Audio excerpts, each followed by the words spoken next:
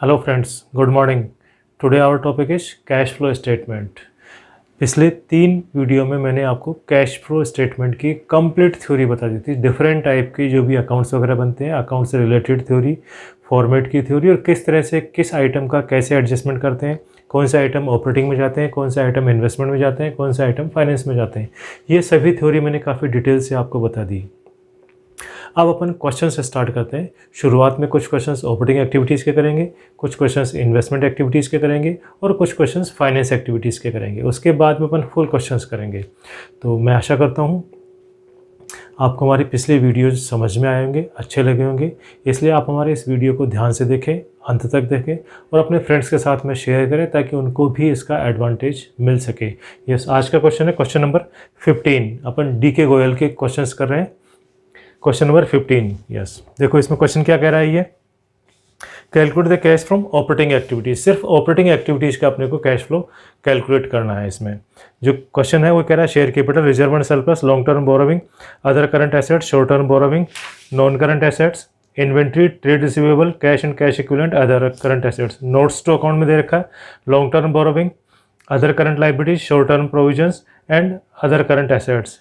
Yes, जब भी अपन क्वेश्चन से स्टार्ट करेंगे सबसे पहले अपन net profit before tax calculate कर लेते हैं। नेट प्रॉफिट बिफोर टैक्स मैंने बताया था। Net profit before tax balance sheet में रिजर्व एंड सरप्लस का जो हेड होता है उसमें मिलेगा आपको। उसके जो नोट्स टू अकाउंट है उसमें डिटेल मिलेगी। अगर नोट्स टू अकाउंट नहीं दिया हुआ है तो रिजर्व एंड सरप्लस का क्लोजिंग माइनस ओपनिंग कर लेंगे, उसी को अपन करंट ईयर का प्रॉफिट मान लेंगे अपन। तो सबसे पहला काम है अपने पास में net profit. Reserve and surplus का कोई डिटेल नहीं दिए इसलिए इसी को मान लेंगे net profit before tax, NPBT। ये कैलकुलेट करेंगे। मैंने बताया था current minus previous year. Current year का है इसमें 2 लाख रुपए, 2 lakh minus 1,20,000 equals to 80,000 profit आ गया। इसमें मैंने बताया था 5 एडजस्टमेंट आपको चेक करने होते हैं। Transfer to reserves, general reserve हो गया, डेवलपमेंट रिपेयर रिजर्व हो गया, डिबेंचर सिंकिंग फंड हो गया, कैपिटल रिजर्व हो गया। इस तरह जिनमें भी ट्रांसफ़र करते हैं वो ऐड करते हैं।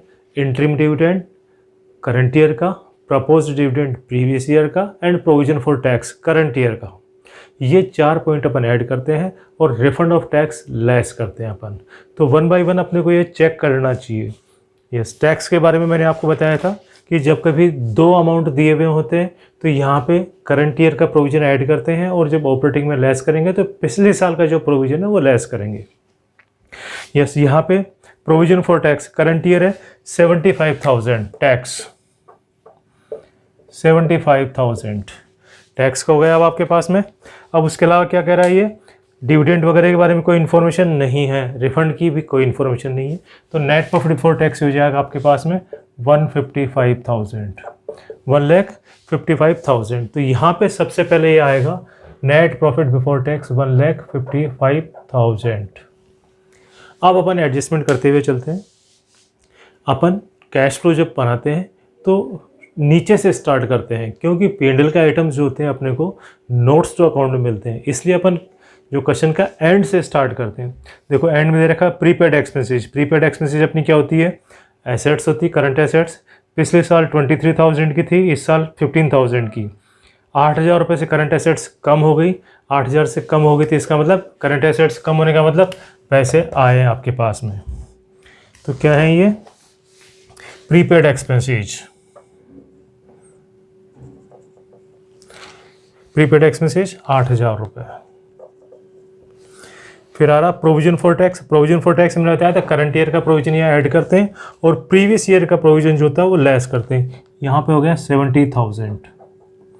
प्रीवियस ईयर का प्रोविजन यहाँ पे लेस करेंगे 70,000। आउटस्टैंडिंग एक्सपेंसेज करंट लाइबिलिटीज होती है। करंट लाइबिलिटीज पिछले साल 3,000, इस साल 0। करंट लाइबिलिटी कम हो गई। करंट लाइबिलिटी कम होने का मतलब आपने पेमेंट कर दिया। Outstanding expenses 3,000। करंट लाइबिलिटीज कम होने का मतलब आपने उसका पेमेंट कर दिया, पैसे गए इसलिए लेस आइटम हो गया। 8% debenture. Debenture itself finance activity का पार्ट है, लेकिन इसके ऊपर जो इंटरेस्ट होता है वो आपके पास में ऑपरेटिंग में आएगा। इंटरेस्ट ऑन डिबेंचर ऑपरेटिंग में आएगा। इंटरेस्ट ऑन डिबेंचर को अपन ऑपरेटिंग में ऐड करेंगे। 8% डिबेंचर है। अब यहाँ दे रखा है ओपनिंग बैलेंस है 2 लाख रुपये और क्लोजिंग बैलेंस है 2,50,000। 50,000 रुपये के debenture during the year issue किए हैं। डेट ऑफ इशू गिवन नहीं है। तो मैंने बताया था कि अपन ऐसे केस में मान लेते हैं कि any change taken place at the end of the year. इसका मतलब जो एडिशनल डिबेंचर इशू किए 50,000 के, वो इस साल के एंड में 31 दिसंबर 18 को इशू किए हैं। तो अपन जो इंटरेस्ट पेमेंट करेंगे वो ओपनिंग बैलेंस के ऊपर पेमेंट करेंगे। 2 लाख 8% डिबेंचर है, जो 8% है रेट ऑफ इंटरेस्ट है ये। तो 2 लाख का 8% 16,000। तो ये यहाँ पे ऐड हो जाएगा interest on debenture.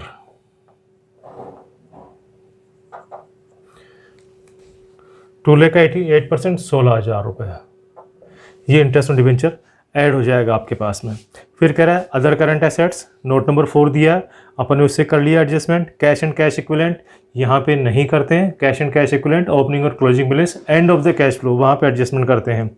Trade receivable पिछले साल थे 1,80,000 के, इस साल हो गए 2 लाख के। ट्रेड रिसीवेबल बढ़ गए, ट्रेड रिसीवेबल बढ़ गए, एसेट्स बढ़ने का मतलब हो गया आपके पास में पैसे गए। लेस आइटम हो जाएगा trade receivable 20,000 less item trade receivable. Trade receivable 20,000 less item हो गया। इन्वेंट्री अब पिछले साल 2 लाख रुपए की थी, इस साल 2,40,000, मतलब 40,000 से इन्वेंट्री इंक्रीज हो गई। इन्वेंट्री इंक्रीज होने का मतलब पैसे गए। इन्वेंट्री 40,000 से इन्वेंट्री इंक्रीज हो गई, ठीक है। उसके अलावा ये कह रहा है अपने को short term provision, note number 3 पे एडजस्ट कर चुके। करंट लायबिलिटीज अपन कर चुके एडजस्टमेंट। और अपने को और कुछ देखना नहीं है। अपने को जो देखना है सिर्फ यही देखने हैं आइटम अपने पास में। अपने को जो देखना है करंट एसेट्स और करंट लायबिलिटीज। ऑपरेटिंग के लिए बैलेंस शीट में से करंट एसेट्स और करंट लायबिलिटीज वाला पार्ट ही देखना, बाकी का पार्ट अपने को नहीं देखना होता है। तो अपने चेक कर लिया। अब अपन इसका फाइनल रिजल्ट लेते हैं। 16,000 4 5 11 5 6 7 171 4 5, ये 8,000 रुपये यहाँ ऐड हो जाएंगे। 1,79,000 और ये लेस हो जाएंगे 4 3 7 7 4 2 6 63,000। जो लेस वाला फिगर होता है उसको ब्रैकेट में नोट करते हैं। 1 4 3 9 4 1 7, ये 70,000 और लेस हो जाएंगे। 7 4 का 46,000। ये पॉजिटिव फिगर है, इसलिए कैश फ्रॉम ऑपरेटिंग एक्टिविटीज 46,000। इस तरह से ये एक सिंपल सा फॉर्मेट था ऑपरेटिंग एक्टिविटीज का।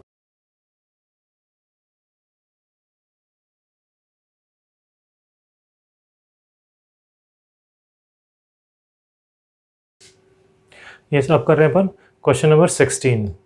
यस, देखो क्वेश्चन नंबर 16 कह रहा है ये यहाँ पे इसने P&L दिया है। पिछली बार अपने को बैलेंस शीट के फिगर मिलते थे, इस बार इसने प्रॉफिट एंड लॉस अकाउंट का प्रॉफिट स्टेटमेंट ऑफ P&L अपने को बना के दिया है। और उसके साथ में कुछ एडिशनल इन्फॉर्मेशन भी है। उसके बेसिस पे अपने को cash flow from operating activities calculate करना है। क्या कहता है ये? Revenue from operations, other income, total revenue, purchase, employ benefit expenses, depreciation, amortisation, other expenses and total expenses and net loss या प्रॉफिट। यस, अदर एक्सपेंस दिया dividend received, depreciation amortisation दिया, depreciation goodwill written off, other expenses rent, insurance, office expenses, selling expenses, loss on sale of machinery, share issue expenses, written of, additional information, outstanding wages, outstanding salary and prepaid insurance. देखो इनका कोई opening और closing balance नहीं दिया, सिर्फ single balance दिया। इसका मतलब अपन इन सब में इंक्रीज मान के चलते हैं। ये जो दिया आउटस्टैंडिंग वेजेज, आउटस्टैंडिंग सैलरी और प्रीपेड एक्सपेंसेज, अपन पिछले साल का फिगर 0 मान लेंगे और इस साल के फिगर मान के इनको इस तरह से इंक्रीज ट्रीट करेंगे इनको। तो सबसे पहला काम अपने को नेट प्रॉफिट बिफोर टैक्स। यहाँ पे जो नेट प्रॉफिट दिया है इसने अपने को स्टेटमेंट ऑफ P&L दिया। स्टेटमेंट ऑफ P&L में जो नेट प्रॉफिट दिया है ये लॉस का फिगर है 50,000। इसलिए इसमें वो जो 5 एडजस्टमेंट करने होते हैं आपको, transfer to reserve, interim dividend, proposed dividend, provision for tax and refund of tax, उनमें से कोई भी आइटम नहीं है। इसलिए यही अमाउंट बन जाएगा नेट लॉस। तो यहाँ पे अपन जो लिखते हैं नेट प्रॉफिट बिफोर टैक्स, यहाँ ब्रैकेट में लिख देंगे 50,000 रुपये। यहाँ पे अपन ने प्रॉफिट वर्ड यूज किया, इसलिए यहाँ पे इसको ब्रैकेट में लिखा है अपन ने 50,000 रुपये। यहाँ प्रॉफिट वर्ड किया नेट प्रॉफिट बिफोर टैक्स, तो नेगेटिव फिगर हो गया लॉस का, इसलिए यहाँ ब्रैकेट में लिखा है। अब अपन क्वेश्चंस पढ़ते हैं और इसको स्टार्ट करते हैं। प्रीपेड इंश्योरेंस एसेट्स होती है, एसेट्स बढ़ गई, पैसे गए, लेस आइटम 3,000 रुपये आपके पास में, यस प्रीपेड इंश्योरेंस 3,000 रुपये। आउटस्टैंडिंग सैलरी करंट लाइबिलिटीज होती है, करंट लाइबिलिटीज बढ़ गई, करंट लाइबिलिटी बढ़ने का मतलब आपके पास में पैसे आए, ऐड आइटम हो जाएगा वर्किंग कैपिटल चेंजेस में, आउटस्टैंडिंग सैलरी 30,000। आउटस्टैंडिंग वेजेज भी इंक्रीज हो गया 40,000 से, ये भी ऐड का आइटम हो जाएगा, आउटस्टैंडिंग वेजेज 40,000। मैंने बताया था लायबिलिटी बढ़ने का मतलब अपन ये मान के चलते हैं कि बोरोविंग है, और बोरोविंग है तो पैसे आए हैं, अमाउंट रिसीव्ड, इसलिए ऐड आइटम हो जाएगा। अपन कैश फ्लो के पर्पज से ही मान लेते हैं, रियल सेंस में कुछ और चीज़ हो सकती है, लेकिन यहाँ पे एडलेस करने के पर्पज से अपन ये मान लेते हैं कि एक करंट लायबिलिटी बढ़ती है, इसका मतलब बोरोविंग इंक्रीज हुई है, और बोरोविंग इंक्रीज हुई है इसका मतलब पैसे आए हैं, इसलिए अपन ने लायबिलिटी इंक्रीज का मतलब ऐड आइटम कर लिया अपन ने, यस। फिर उसके बाद में आता है और ऊपर, अब ऊपर अपने पास नोट्स टू अकाउंट में आ जाते हैं अपन। नोट्स टू अकाउंट में आएंगे, नोट्स टू अकाउंट कह रहा है, सबसे पहले देखो नोट नंबर 3 देख लेते हैं अपन। नोट नंबर 3 में कह रहा है share issue expenses right of, जितने भी राइट ऑफ करते हैं उन सबको अपन ऐड आइटम करते हैं, अपन जितने भी करते हैं ऐड आइटम करते हैं, share issue expenses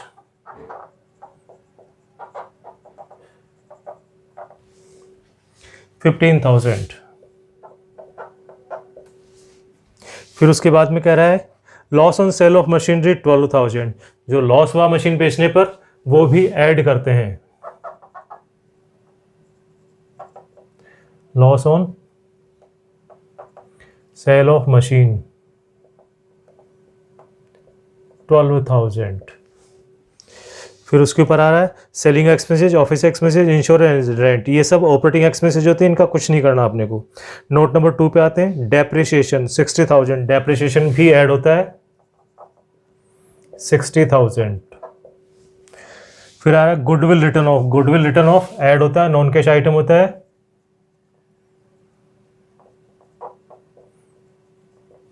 goodwill written of 40,000, ये भी ऐड हो गया। अब नोट नंबर 1 डिविडेंड रिसीव्ड 60,000, जो डिविडेंड रिसीव्ड होता है ये आपके पास में नॉन ऑपरेटिंग इनकम होती है, इसलिए इसको लेस करेंगे, डिविडेंड रिसीव्ड 60,000। ये नोट्स टू अकाउंट का काम हो गया अपने पास में। अब अपन P&L देखते हैं, यस। नेट लॉस का अपन ने लिख लिया था अपन ने, टोटल एक्सपेंसेज का कुछ, अदर एक्सपेंसेज नोट नंबर 3 से एडजस्ट कर दिए, डेप्रिसिएशन अमोर्टाइजेशन नोट नंबर 2 से एडजस्ट कर दिए, एम्प्लॉय बेनिफिट एक्सपेंसेज ये ऑपरेटिंग एक्सपेंसेज होते हैं, इसका कुछ नहीं करना होता है। चेंज इन इन्वेंट्री P&L में भी है और बैलेंस शीट का आइटम भी होता है, ये इन्वेंट्री जो होता है बैलेंस शीट में करंट एसेट्स का पार्ट होता है, तो इस वजह से आपको वर्किंग कैपिटल चेंजेज में ये इसका डिफरेंस मेंशन करना होगा। देखो इन्वेंट्री पिछले साल की 85,000, इस साल की 1 लाख, इन्वेंट्री बढ़ गई 15,000 से, करंट एसेट्स बढ़ने का मतलब पैसे गए, लेस आइटम, इन्वेंट्री कितना है इन्वेंट्री का 15,000 लेस आइटम। और ऊपर देखते हैं परचेजेस का कुछ नहीं होगा, total revenue, other income note number 1 से एडजस्ट कर लिया, रेवेन्यू फ्रॉम ऑपरेशन, सेल्स, ये ऑपरेटिंग एक्सपेंसेस होते हैं। अपना पूरा कैश फ्लो का क्वेश्चंस कर लिया, अब इसमें ऐड लेस कर लेते हैं, इसका बैलेंस निकाल लेते हैं अपन। 5 2 7 5 2 7 1 1 2 6 8 4 12 127 6 4 10 11 12, तो ये जाएंगे 77,000 प्लस के 5 7 5 12, और ये 60,000 माइनस के, ये 17,000 प्लस का पॉजिटिव फिगर, ये 70,000, 87,000 और 15 3 18, 18,000 माइनस के फिगर ये आ जाएगा आपके पास में 9/8/17, 1/1/2, 4/2/8, 69,000। टैक्स नहीं है, फाइनल फिगर आ गया 69,000 कैश फ्रॉम ऑपरेटिंग एक्टिविटीज़। इस तरह से आपके पास में cash flow from operating activities 69,000 आ गया होगा। इस वीडियो में अपन ने 2 क्वेश्चंस किए। आशा करता हूँ आपको ये दोनों क्वेश्चंस समझ में आए होंगे। आपको हमारी इस वीडियो को लाइक करें, सब्सक्राइब करें, अपने फ्रेंड्स के साथ में शेयर करें ताकि उनको भी इसका एक एडवांटेज मिल सके। Thank you.